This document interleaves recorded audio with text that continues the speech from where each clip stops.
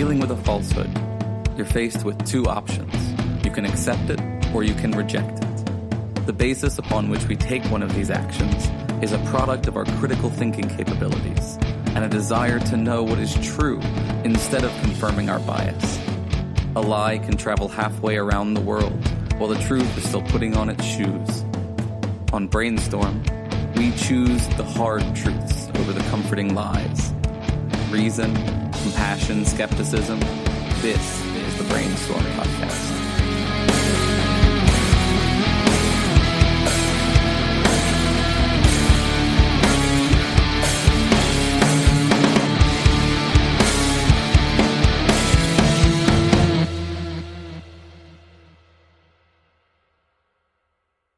To those listening weekly, welcome to the Brainstorm Rec Table, the brainstorm production where we spend some time discussing one topic or many, depending on the way the conversation flows. But only rectums. That's right.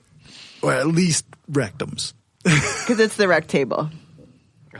This is an open brainstorming session where I kick things off with some thoughts and we see where things go from there. I'm Cory and I'm joined by Lisa. Still me. Dan. What's up? Sarah. Hello. And, of course, the always amazing Dave. I'm trying really hard tonight. Does he make you call him always amazing? Or No, Cory No, made I this up. choose to call him amazing. I actually don't like Sweet. it. It's too much pressure. But sometimes amazing. Sometimes amazing. Occasionally amazing, mostly mediocre Dave. We're That's not broadcasting true, though. live Dave is always still. amazing. We are still broadcasting live from Roman Empire Studios in Regina, Saskatchewan, and today is September 28th, 2018. Okay. So I guess the topic, we kind of touched on it when Dusty was here, rape culture and the Kavanaugh hearings. And I thought that would be a good place to kick things off with some thoughts. Anybody have any? No, If I'm just a one more- woman. If one more person says to me that somebody is innocent until proven guilty, I'm going to lose my shit. Right. This isn't a court of law. This is a fucking job interview. If somebody has a bad attitude in a job interview, they don't get a job. If somebody has multiple accusations of sexual misconduct against them, you're going to give them like one of the highest jobs in the country. Mm-hmm. I will lose my mind. But more importantly, a job that you can't be fired from. Oh, yeah. A job for life. And one that makes laws that govern the country. Yeah. Well, they don't make laws. They interpret laws and set I precedents. suppose. True. Yeah. Yeah, true. But no, you're right. They have a lot more power than, No, yeah, I'm the guy that cleans the toilets. Yeah. And I wouldn't want that guy to have sexual assault. Absolutely not. Yeah, I would prefer that guy not to be a rapist too. We prefer all men to not be rapists. Just to be And women. Let's just Yeah, in that's case. true. Yeah. all people people should all stop humans. being racist. Or rapists. And racists. Yes. Agreed. Both. Sometimes you need them on Game of Thrones for plot things. That's the only That's context. the only. But that's pretend. Pretend not rapists real life. on HBO.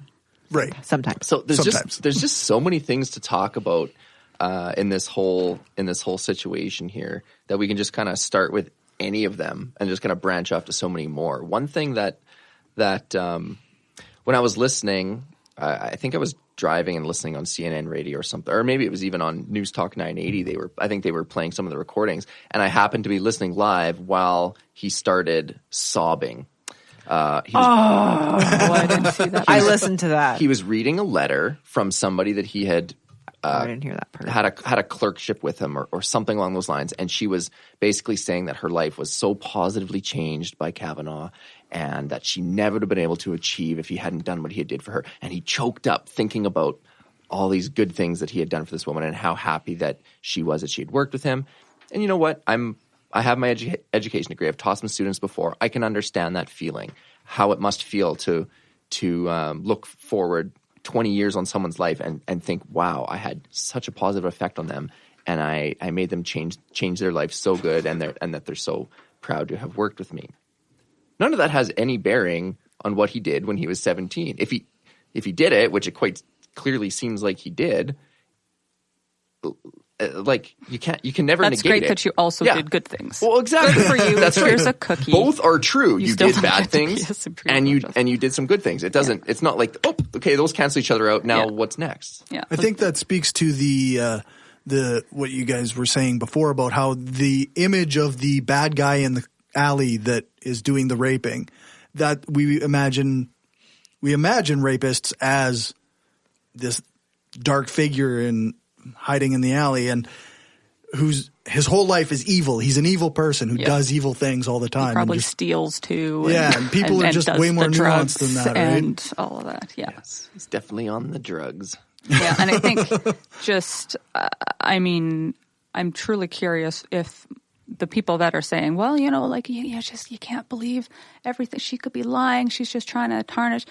I truly want to believe that if those men actually spoke to the women in their lives and found out that probably at least one female they've met has been raped or sexually assaulted, if they would still feel that way, or if it's truly just out of ignorance, right? That it's like, it's so outrageous. Like, oh, it couldn't have possibly. Like, people don't get raped by normal people. That doesn't happen. Like, that he must be some crazy guy lurking in the shadows. But no, he's a regular person in society. It couldn't possibly be real. Well, I think that one thing that maybe gets overlooked is when you hear somebody's testimony, it's 35 years later. She's obviously safe now, and she was able to escape before anything worse happened to her. But I think if you're in a moment like that, the fear and terror that you feel at that moment is just really hard to explain. It's like in the sober light of day, 35 years later, to explain why, as a grown-up woman, obviously very successful and accomplished, she could still be, speak about it with that much emotion and it's really hard to explain just how scary it is for somebody else to have physical control over, and you're not sure you're safe. Like, that is really scary. And I think it's hard to, it's easy to dismiss, like, they're just teenagers, but to understand, and at one point in her testimony, she said something like that they were laughing at her and they were two good friends having fun. I feel, and given what we know about memory and it may be that he genuinely doesn't remember the incident. Yeah. I certainly, given just how she spoke about it, and she seems, everyone, even Fox News is agreeing that she seems credible. Yeah.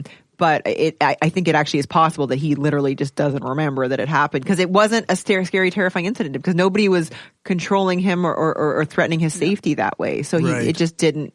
And it was a thing you do at parties. It wasn't anything crazy. Yeah. It's entirely possible. It doesn't mean it's okay. I'm just saying it's not. They could both be telling their version of the truth. Yeah. Especially if he, if he thought that what he was doing was just, I don't want to say harmless fun, but if he knew that he was never, let's say in his mind, he knew he wasn't actually going to physically penetrate her, but he was, blah, blah. But given how she described that, I don't even know if that's true. Well, right, because with his buddy there, maybe in his head he was thinking like, oh, this will just be funny if we pin her down and scare her and then run away and it'll be funny. Like, trying to get into the head of a drunk 17-year-old is absolutely impossible. But you can't take away from the absolute fear and terror she would feel with two guys there and being physically pinned down. Most guys can't even imagine how that would feel just because of the size and muscular. Yeah, it's just yeah. But what I was actually getting at with my point was that so many people came out to laugh at him for his crying, for his emotion, and it's really strange because guys always do seem to get made fun of when they show emotion or when they cry in that regard. But people were drawing comparisons between look at Hillary, she got grilled for 11, 12 hours in her hearing and stayed, calm the entire time. Whereas Kavanaugh got very emotional and heated and yelling and screaming and crying at certain times. I think my understanding is that Trump saw his interview on Fox News a couple nights before with his wife, and he felt that he wasn't angry enough and he didn't get emotional and deny things vehemently enough. So I think that may have been what he was. Is that's what they're saying? Like, is that where all the conspiracy theory nut jobbiness came from too in his defense? Like what? I mean, it could be trying to appeal to that to Trump and that crowd. Yeah, that's definitely one of those talking point lines that the Republicans kind of pushed the whole time, was like, this is just the Democrats trying to sabotage our nominee. Oh, and he said that, right? Yeah. But I just felt like it came off like it's so not the right way. It's a fine way if you already believe that she's lying and that he's telling the truth. It's a fine way to kind of get those people riled up, but it's a terrible way to convince people who are on the fence or are not sure, because like getting really defensive like that is totally kind of rough. And all his bullshit. Oh, my daughter, I had to explain this to my daughter and it was so hard. And it's like, okay, this has no relevance, because if you did it, then that's your fucking fault. That's not her fault. Like, you know what I mean? And he referred to her as that woman, and I don't know. I just and it really or the woman. I think. Anyways. I don't feel bad for you that you have to explain to your daughter that you sexually assaulted somebody. Yeah. You did this. Like, why would I feel sorry? I feel sorry for her, I guess, because that's right. shitty. That's your but that's not anyone else's fault. Like, no. Did you see the video today of the women confronting Jeff Flake on the elevator? I did not. Oh, it was really like actually almost uplifting in a sense, because they were so empowered and in a way to speak their truth to this man in power and be like, I had this experience, and what you're telling to me right now is that this doesn't matter. And it was like, I think two women spoke to him when he was trying to get on the elevator. Yeah, it was really, really powerful. Because I think that's the whole undercurrent of this thing too. It's one thing to see what happens to Kavanaugh himself, but how this plays out and even how it has already teaches an entire generation of victims that it's not worth coming forward, that this is how you're going to be treated. Right. And she's like the perfect victim, and I hate saying that.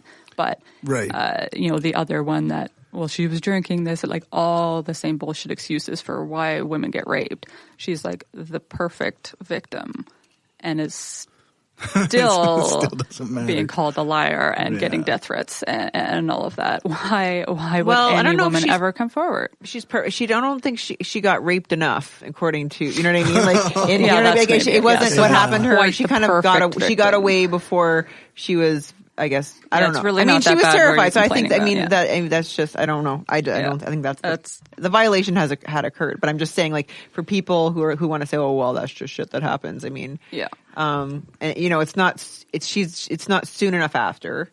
Right. And it's also, and she doesn't remember some things. So, I mean, there's also, not that I'm saying that she shouldn't be believed. I'm just saying, like, these are all the things that are. There's no such thing as a perfect thing. Because if you come forward too soon, it's not good either. And if you never see anything, So here's one way that I look at it. Let's say that this was the only time that he had ever done this in his life. If that were true, except for the woman that he made touch his penis at Yale. That's what I'm saying. We're pretending. Before we knew about thought experiment. Thought experiment. Yeah, I should have said that first. So before we knew about the other people who had their claims against him too, if this had been the only time in his life that he had ever done that, and he knew that, the actual defense for him would be to admit it, because people in America love to forgive, especially when you're religious. So he could say, you know what? I did do that. I sincerely regretted it. I was drunk. I was young. I've changed my life ever since. And this is an A to Z is everything I've done ever since to help empower women. And then everybody would say, oh, yeah, I was 17 once. I did some stupid shit.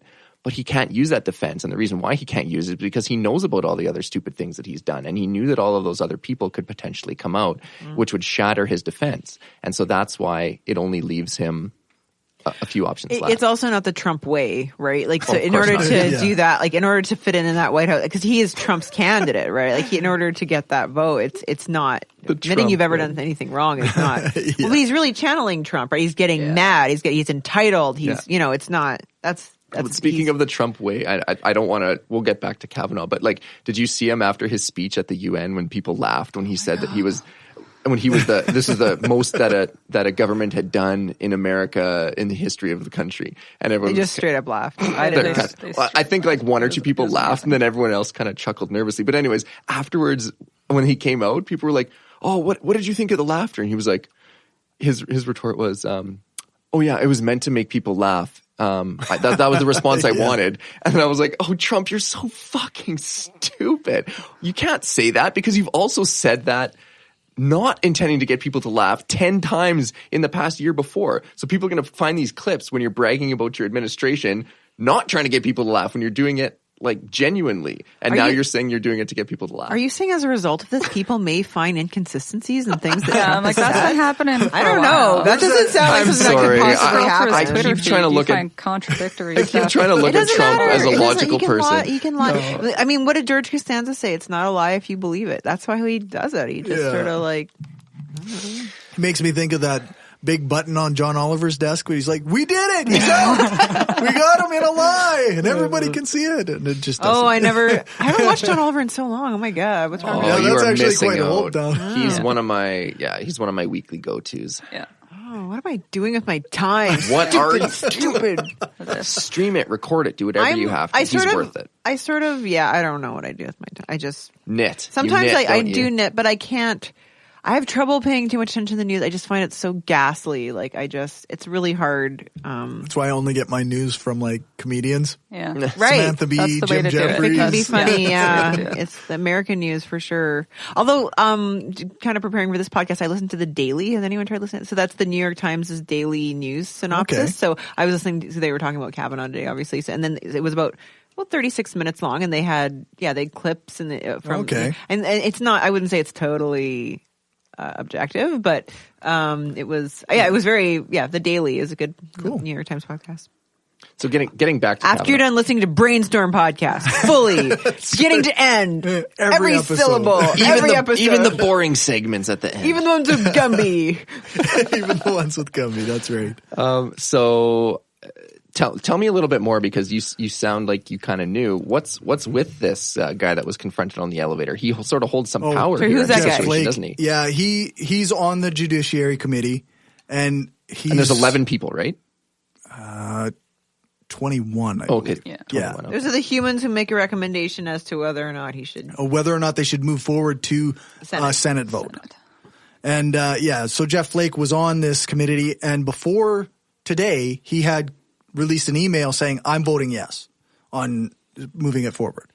And he did ultimately vote yes at the end of the day, but he also called for an FBI investigation, which is more than he was saying before. Yeah. Why is he the quote-unquote swing vote? Well, I don't think he... Like, I'm seeing him I think referred there's to as three or four senators who are not clearly going on. There's one Democrat and 3 Republicans, two of which are women, Right. who aren't exactly sure which way they're going to vote on this guy.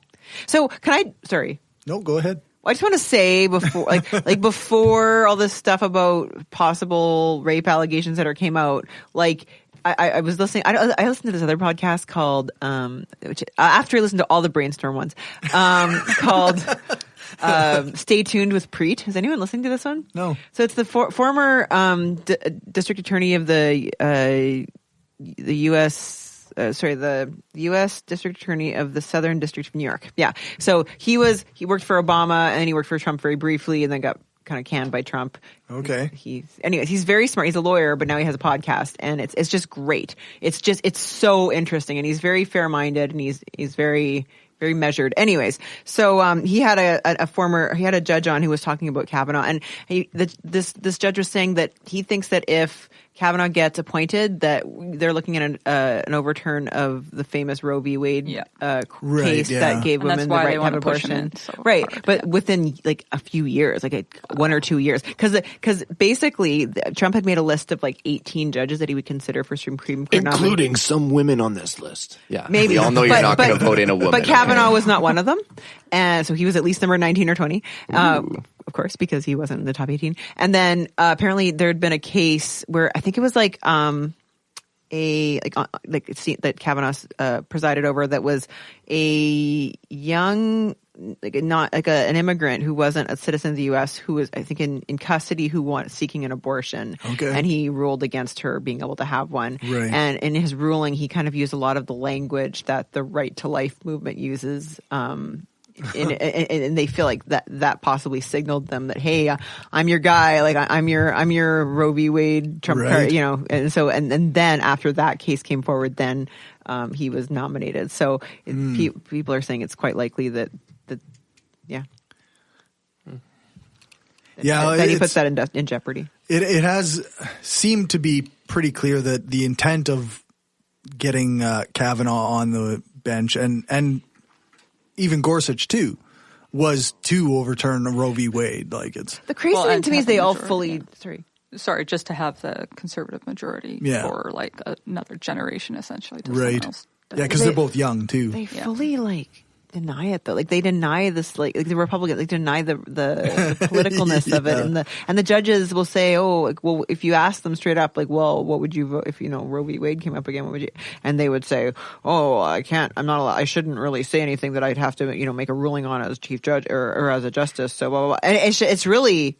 Yeah, so but it's like this weird pretend dance. Everyone knows that it's political. Like they what? Like they don't. If the they don't Supreme say Court's it out not loud. political. Like what? No, clearly.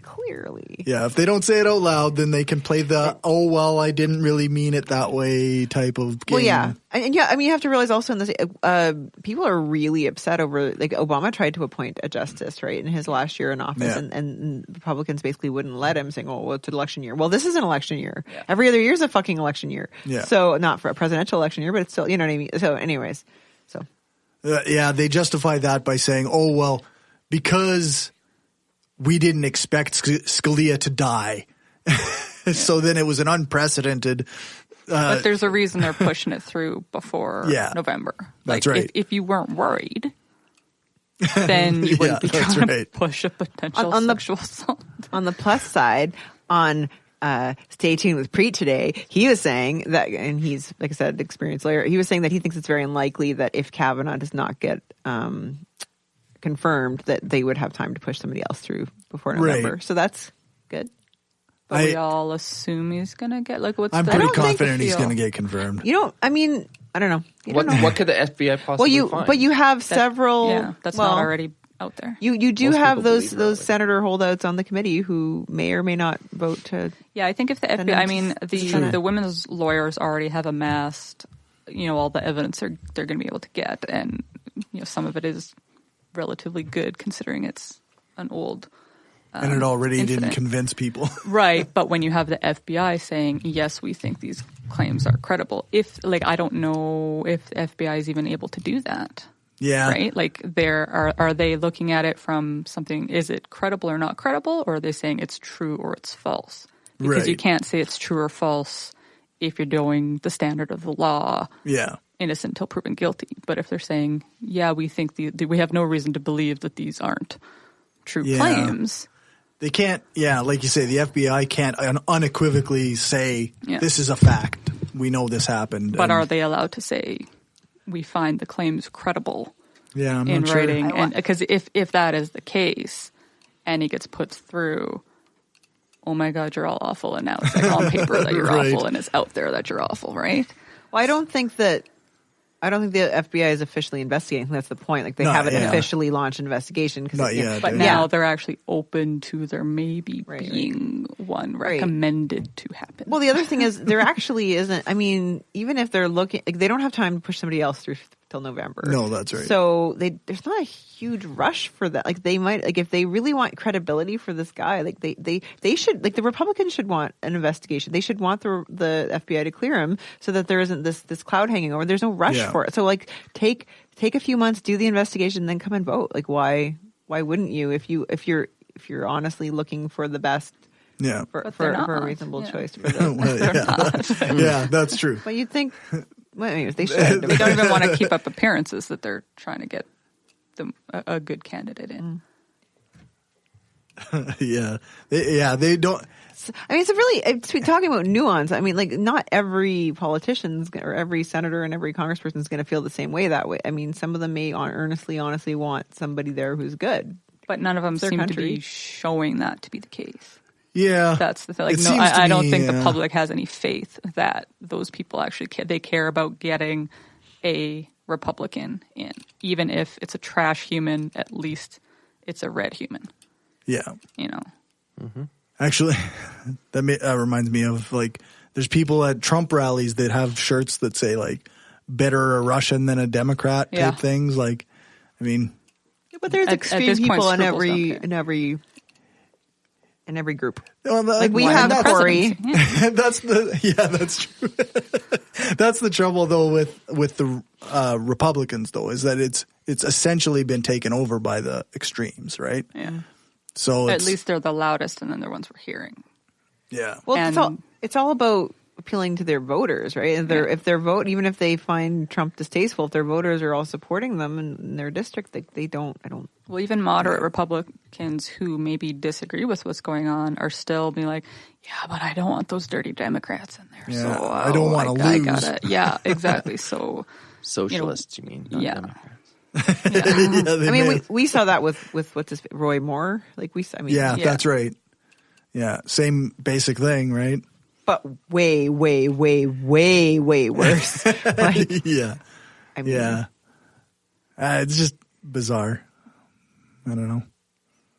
So do we take bets and like get some of us can get some joy out of the result, or? Yeah, I don't know. I don't think anyone's going to take the side of him not getting confirmed. It just seems I'll take it. Even if it's long odds, I'll take it. You'll take the long odds? Yeah. If I win, if you win, what do I give you? We should find out what the Vegas odds actually are on that. Like, that seems like something that would be funny.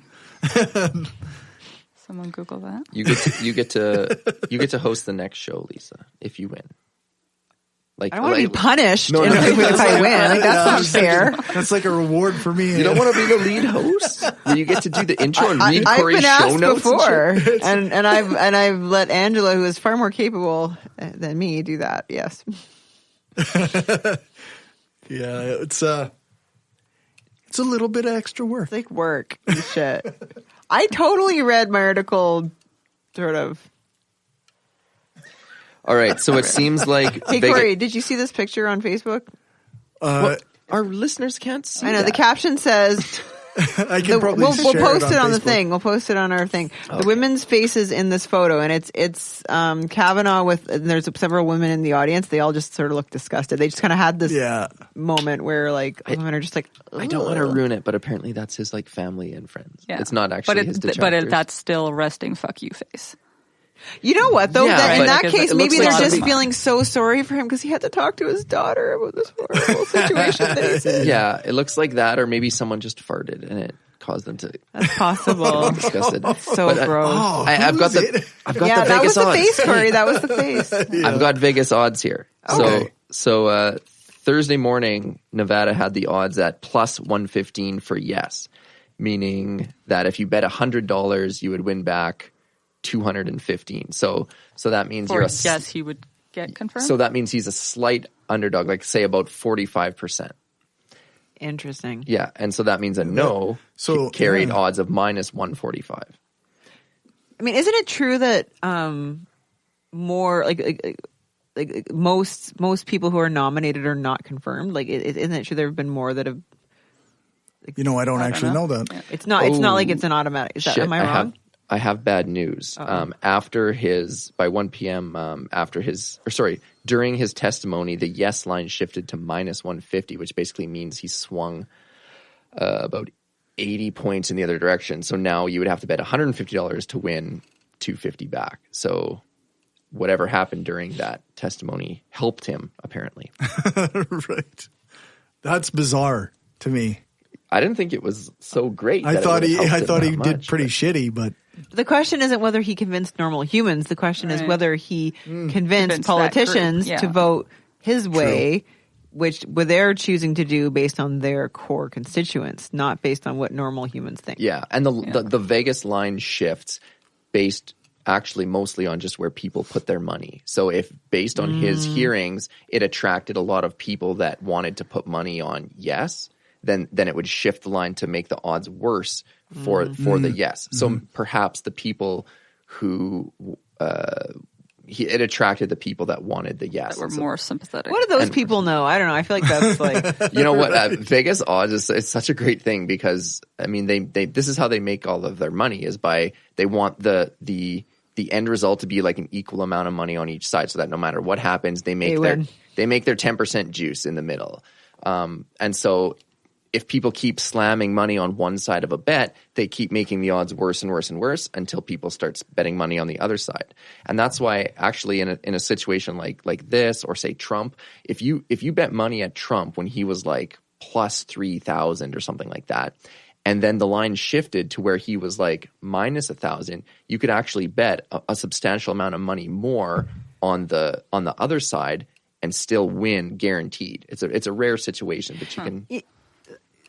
So I just want to argue though that this setup is designed to optimize the profits of the people running the bets. It's not designed to create the most It's not designed to create a predictive model of what's actually going to happen. That doesn't. So you're right. Their incentives are not lined up that way. Well, of course, that doesn't mean now that it doesn't mean anything. That he's twice as likely now to get a yes vote. It's that, oh shit, a bunch of people slam money on the yes, so we need to shift our line accordingly so that we still make money. So it's an indicator that more of the general public that's wagering money is now thinking that he's going to get yes. But because we know the average person is stupid, these results or those shifting lines really but we also know that the whole thing is systemically set up to create relatively even odds on each side. Yes. Then it's not it pushing only things in the right tells you direction. where the money is going. That's really what it's telling you. Political pollsters like Nate Silver does not use this to predict anything. No. Because it has no predictive value. No, that's what you're telling me. In fact, those betting lines would probably actually use Nate Silver. Right, yeah. His info they would if they could, but they don't. They just use people putting money down or not. Yeah, but I mean, they could use his. They want it to be predictive of the truth, but they don't care. They just want it to be even. Right, but they could use his predictive odds to kind of tell where they should maybe set a line before they open it. And then adjust as the bets come in. As the money come in, yeah. See, I'm not sure that he can really. I mean, his expertise is in large groups of people voting in districts. Like this is so a it would totally be pretty different tough to predict. Well, this is what you're talking him. for. Well, I would assume because what you're talking about a specific, a small number of 100 people and where they're going to vote, right? Like that's. It is true. I mean that info though can be. I wonder they can base if it's it as kind of on public opinion. complicated as we're making it. Well, I'm just saying it's hard to predict how 100 people are going to vote. Right. It's easier to predict how 10,000 people are going to vote because that's a Right. statistical thing that's not subject to small fluctuate. One person changes, not a big deal. Whereas with 100 people voting, one person changes makes a huge difference. Mm-hmm. So, And in this case, you don't just have 100 people, you have 100 people representing a specific perspective. Or you have 50 100 senators. Yeah, you have 100 senators, half of which, or slightly over half of which, represent a particular perspective, and slightly under half of which represent the other half. But in the States, unlike in Canada, it's not like the whole party all votes the same no matter what. It's like, it's like there is some wiggle room. Sometimes some Democrats will sometimes vote like with the Republicans and vice versa. Like that happens. Yeah. but in this case, we're assuming, with the exception of you. And maybe me, just because I'd like to have some hope in humanity. I'm not saying it's likely. I'm just saying it's possible that he doesn't get Yeah. confirmed. But It's possible. Is it at least going to be a close vote if he gets in? My own personal viewpoint is that it's probably going to be almost exactly down party lines. Yeah. So. It doesn't matter how close it is in the end. No, that's right. But I have slightly more hope for humanity if not everyone's like, One or two no, Republicans he should totally were get like, it. Yeah. Wouldn't that be nice if a Republican had an independent thought? Yeah, I don't know. Republicans with independent thought seems like a bit of a oxymoron. I thought that's where you were going. So I think in terms of that Kavanaugh hearing, I mean, what else is there left to talk about? I was thinking, I watched earlier today. I don't know, it was like 9:00 in the morning, and I was watching, and Grassley or whatever the hell his name is was yapping on, and they switched over to watch Lindsey Graham talking in the hallway, and I want to hit him so badly. Like he's just the worst human. He's just a bad person. And but he's got the most beautiful gay Louisiana accent. Like, it's so pretty. You got to give him that. Give him that. Okay. Yeah, he can have soft. that. But like, you I just tell his hands are soft. Like, he moisturizes a lot. He's never worked a day in his life. I mean, being a politician, I'm sure it's some work, but it's just, except telling those workers on the cornfields that. what to pick. I told them what to do. You know, it didn't make up for it. The look on his face, I just can't stand it. Someone tore into him good about how big he was on his buddy the Maverick before McCain passed, but yet still how he just sold himself out to go golfing with Trump constantly and is now just like every other Republican, just right along Toes party the line. line. Yeah. Yep. Will never take an independent. I mean, they might pay lip service to say, "Oh, I don't agree with that decision," that blah blah blah blah blah, just so they can kind of like go back to their base and say that they're standing up to some of the things the president does. But when it comes to voting, their record is going to be that's the thing. Like they, I was listening to, I think it might have been Pod Save America, and they were talking about the way different Republicans vote, and it's like, oh yeah, well this so-and-so talks a good game, but he voted with Trump 95% of the time. Like, So who gives a shit what you say if your voting record is in line with all this other stuff? But I don't know. I guess we got nothing else to say. I don't know. Hard to predict the future. I wanted too much. Yeah. I wanted to try to avoid the whole groupthink mentality and try to play devil's advocate on this, but it's tough. Though. Yeah, like a few days ago, you maybe could, and then it's like, ew. Like, in what way? Okay, so like, more thought experiments, as in like,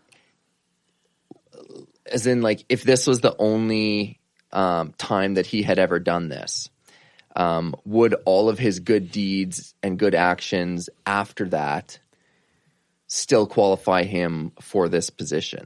Like, is that one mistake enough to disqualify him from holding this position for life? Now, and then there's so much nuance in this question, because first of all, there's like it's how many women are on the Supreme Court?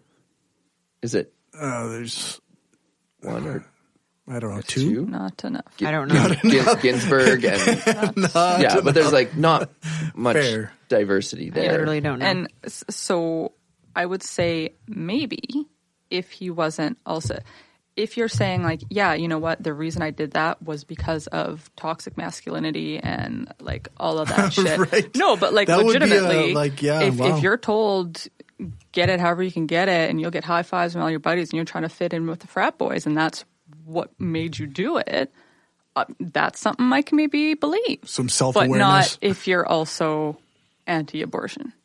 Right. So, like, no, you can't claim to care about women's rights and women's, bodily autonomy, and you're doing all these good things now if you're still going to be like, but you don't get to say what you do with your own body still. I won't jump on him anymore, but you got to still, do what we want you to do with them at all times. Probably the most like damning piece of, I don't know what you'd call it, information, or it was just a Facebook post that somebody made, but they were saying like this guy wants to have a judgeship in the highest position in arguably the most powerful country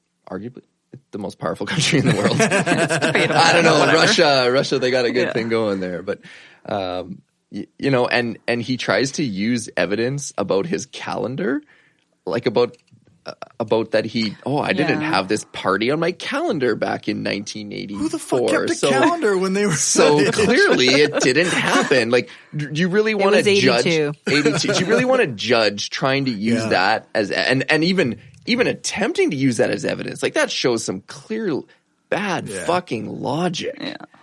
And that's what's most damning. That's to me, it's more damning than that. And then there was one other piece that went along with it was I can't remember, but that one was like the fact that he would even think that he would use that as evidence. And now we have to extrapolate and say, okay, So when my next case is tried in front of Kavanaugh, I just need to bring up my calendar and be like, "See, sir, as you can clearly see, on this date, I was not. So I must not. I didn't have robbing the liquor store right in there. I hope. You know what? That's the silver lining. You know, when Trump won, the silver lining was that it might fucking be disestablishment and it could fuck shit up. The silver lining if Kavanaugh wins is that every case that comes before him, people just bring their calendars, big infographics. As you can clearly see on this date, I did not have it listed in my infographic here. So that's the silver lining, I think. Was there another devil's advocate I wanted to play here? I think what I'm seeing a lot of in other like skeptic and sciencey whatever groups is just that, you know, we can't bandwagon jump, we can't, you know, innocent until proven guilty and all that. And I think like people are really muddying the waters between the difference between a court of law and the court of public opinion. And they're saying like, like all these things that get tried in the court of public opinion is just awful. It's like every fucking thing gets tried in the court of public opinion. Tamagotchis aren't a thing anymore because nobody thinks they're cool. That's like this is supposed to be the free market. That's of how place society of ideas. works. So yeah, no, I'm sorry. I'm going to believe basically everybody that comes forward with a sexual assault allegation because I have no reason not to. If you tell me you have explosive diarrhea, I'm going to believe you. I do not need proof. Please don't give me proof. I'm going to, because there's no reason to not believe you, and you have every reason to keep that to yourself. And if you're brave enough to stand in front of people and sign affidavits to the effect that that's what's happening to you, I have no reason to doubt that. So yeah, he can't go to jail and, you know, be tried in a court of law. But I think we're all within our rights to try him in the court of public opinion. And anybody that's accused, like every time some big name person gets accused of something, I, as a woman, and I don't want to speak for all women, but I'm like, yeah, probably. Because I know if you're a woman who has been open and honest and spoken candidly with other open and honest women, like I have a book club of like 13 women, and we all ask, like, you know, you don't have to tell us details, but how many of us here have experienced something? And all but one woman put up her hand, and we included like catcall, like the whole 9 yards. Oh, okay. And we were looking at her like you've never been talked to about, like you've never been objectified. I don't, but she's so like sweet and innocent that it's like, I don't think Maybe he was actually talking about melons, like actual melons. Like I'm pretty sure he was being derogatory and objectifying you, and you just didn't notice it, honey. Like it was that kind of bad, right? So I just, any woman that hears it is just like, yeah, probably, because everybody, and that's why I wonder, from the male perspective, you know, like you said, you didn't even know rape culture existed and everything else. If you truly knew how common it was, would you be saying those things too? I would love to know that answer, and I don't think I'll ever get it. It's a good question, though. Yep. Like I think in my upbringing, my dad never specifically talked about. I was pretty much raised by my dad alone, and he never really talked about rape culture or anything. Or like back then, it would have just been like consent. What consent is, it was never even talked about that. No, I don't. Yeah. I don't think it was. But yet somehow, both my brother and I were sort of instilled with that. Somehow you're not rapists? Yeah, I guess that's what I'm trying to Really say. weird. But like, Because unless somebody teaches you about rape culture, you're going to become a rapist. I'm pretty sure that's how that works. I don't even know what I'm trying to say, but it is like what Sarah was saying to me. Are you sure? Your brother. To you, when like before the whole Me Too movement and all of that, if somebody came out and accused somebody of something, it would be like unbelievable to you because that's never even a thought that can occur, right? Or I would think, like you said, the rapist is the guy in the back alley, and you're walking, and he's just a bad Bill dude, Cosby, like a right, exactly, like, not a public figure, not a Cosby. politician. You know, they're just the bad dudes, and they're just bad all over. Yeah, and like my dad came across a woman who had just been raped. We were camping, and we were driving around, and all of a sudden, this woman came out of the bushes clutching her clothes, and we stopped the car, and she said she was drunk, but she said, I think I've just been raped. And so we we brought her into the car and took her up to the front of, like, this was when I was, let's say, I don't know, I was 8 or 9 years old. Ironically, it was in Tisdale. Yeah. You know their city, their slogan. But anyways, it was really, you don't? Tisdale is the land of rape and honey. It was super, awkward. They changed that slogan. Do they mean like rapeseed? Yes. Yeah. Did you know that canola oil is made from rapeseed, but they didn't want to call it rape oil? Yeah. Anyway, and so, but it was weird. So we took her to the camp office, and got her some assistance and everything and like that. But still, to me, throughout my entire life, rapists were just like the scary guy in the scary forest guys in the shadows. That was it. Yeah. Well, I think we've run out of time for this topic. That's okay. What's next? So we will take a quick break and we'll close out this session of the Rec Table. I will try to find some links to post in the show notes. Wait, I forgot. Do you think Kavanaugh has a rectum? We have to bring it back. I believe he does have a rectum. Oh, I want to wreck him. Do we get a proof of this? Do we have... No, I'm not. Okay, sorry, never mind. Continue. All right. Rectumless until proven rectum. All right, let's close this out and we'll go to a break. If you like what we're doing and want to help us keep the lights on, go become a patron at patreon.com/brainstorm podcast. You can hear the bonus half hour that we record every episode and get a shout out when you support the show. Become a patron for just $1 an episode at patreon.com/brainstorm podcast. Or you can support the show by ordering a t-shirt, mug or other gear from our store at caffeepress.ca/brainstorm podcast gear. If you can't afford to become a patron or buy gear, then why not give us a rating or write a review on iTunes or Stitcher? Every rating makes it easier for people to find us. Thanks for your support.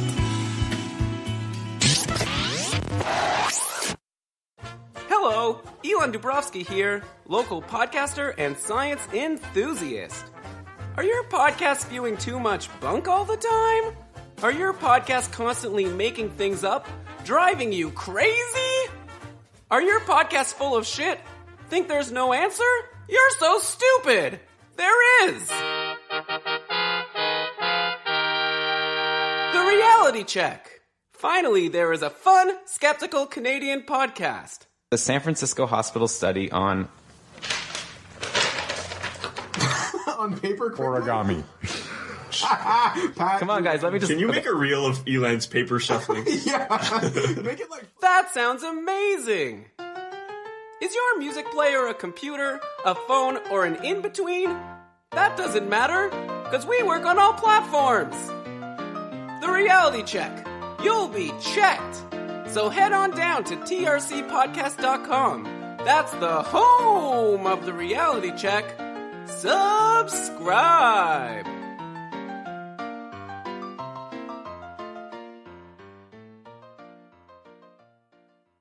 I will do a quick reading from Seeing Red, A History of Natives in Canadian Newspapers by Mark Cronland Anderson and Carmen L. Robertson. Happy Orange Shirt Day, by the way, too. Happy Orange Shirt Day. That's right. They were mine.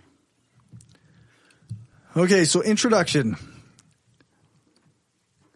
Eskimo families which live in clean modern homes and in which the father is a steady, skilled worker have fewer children that die in infancy than Eskimo families with more traditional lifestyles. From the Globe and Mail, 12 July 1974. Canada is home to more than 600 Indigenous nations, as well as roughly 500,000 Aboriginals living off reserve. Prior to the centuries-long European invasion, these groups spoke dozens of languages, exhibited wide variety in architecture, child-rearing, clothing, diet, gender relations, material culture, religion, rituals. In short, they varied in all the ways one might expect an enormous region occupied by a wide range of cultural groups. All told, in excess of 1.3 million Canadians claim some Aboriginal heritage according to the 2001 census. This includes First Nations, Inuit, and Métis. Yet the country's most ubiquitous agent of popular education, the newspaper, has tended to conflate all of these peoples into one heavily stereotyped monolith, patterned on a colonial ideology that flourishes to this day. This may come as a surprise if you think that colonialism is dead, a best forgotten relic of days gone by in Canada. It may also surprise you if you think that the press is strictly objective and nonpartisan. Indeed, if this is the case, you will be surprised to discover that the evidence shows something strikingly different. An examination of press content in Canada since the sale of Rupert's Land in 1869 through to 2009 illustrates that, with respect to Aboriginal peoples, the colonial imaginary has thrived, even dominated, and continues to do so in mainstream English language newspapers. Further, the press has never been nonpartisan or strictly objective in Canada. A wealth of studies and observations from daily life readily demonstrate this. Colonialism has always thrived in Canada's press. This is not a shock given Canada's imperial birth and its enduring colonial behavior with respect to Aboriginals since the country's phenomenal founding at Confederation in 1867. It is what David Spur refers to when he writes that the colonizer speaks as inheritor. Paul Nesbitt Larking notes that the medium of print is strongly associated with the politics of imperialism and colonialism. In this way, Canadian nationalism becomes imperialism because it shares the same dream. Further, these colonial actions become double-edged because the mainstream positions itself as a rightful owner of Aboriginal lands, as well as inheritor of English pattern of positioning itself with respect to Aboriginal peoples. Two examples exemplify this point. The first is the treaty system that, to begin with, effectively stripped Aboriginals of the vast majority of their lands at the end of the gun barrel or with the implied threat of violence. This amounted to naked military conquest, though it is rarely portrayed as such in Canada.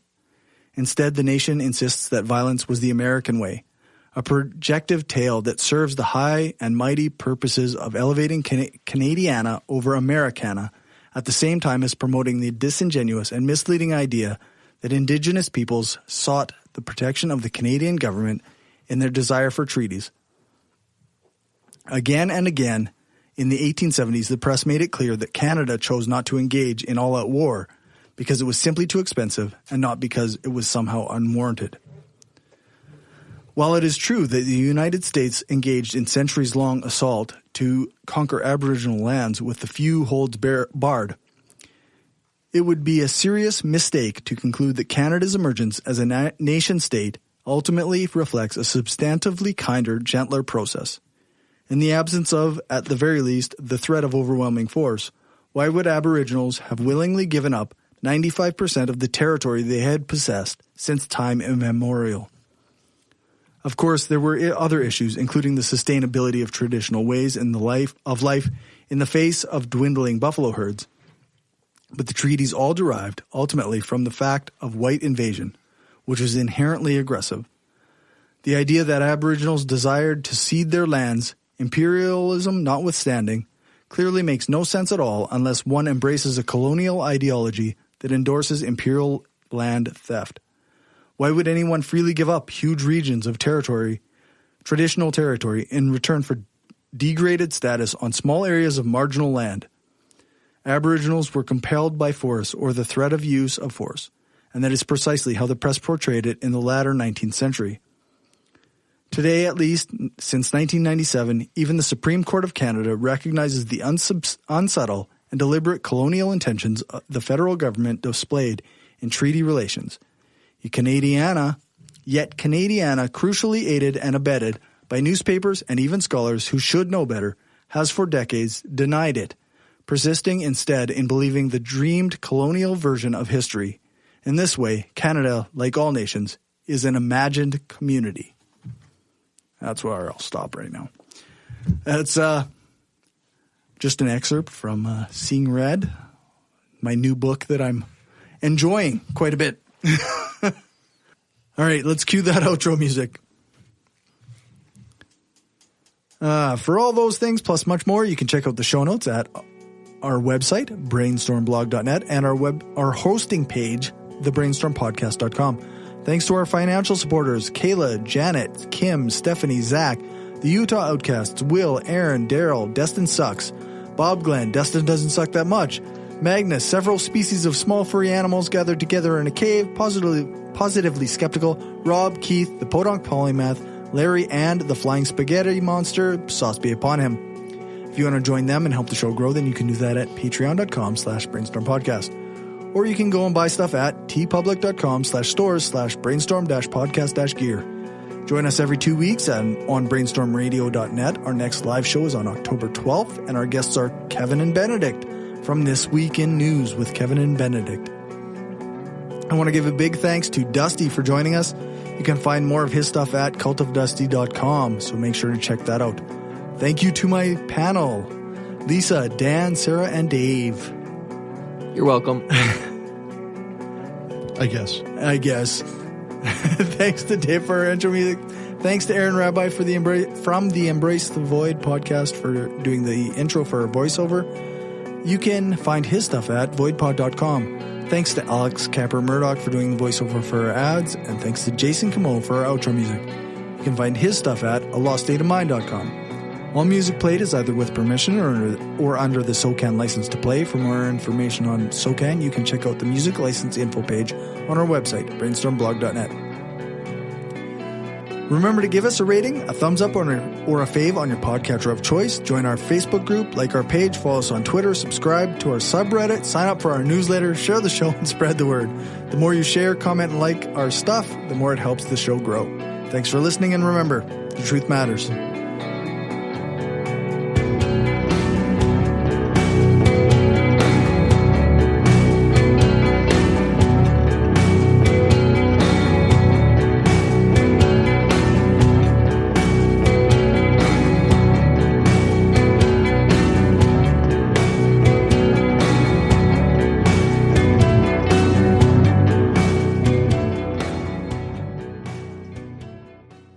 This is an opinion-based podcast. Each person on the podcast is responsible for their own opinions, and those opinions don't necessarily reflect the views of the rest of the panel. Any guests or anyone associated with the people on the podcast, such as spouses, partners, children, other family members, friends, or employers. No one person speaks for the podcast with the possible exception of Cory, and he doesn't speak for anyone else on the show. The Brainstorm podcast does not represent the views of our sponsors.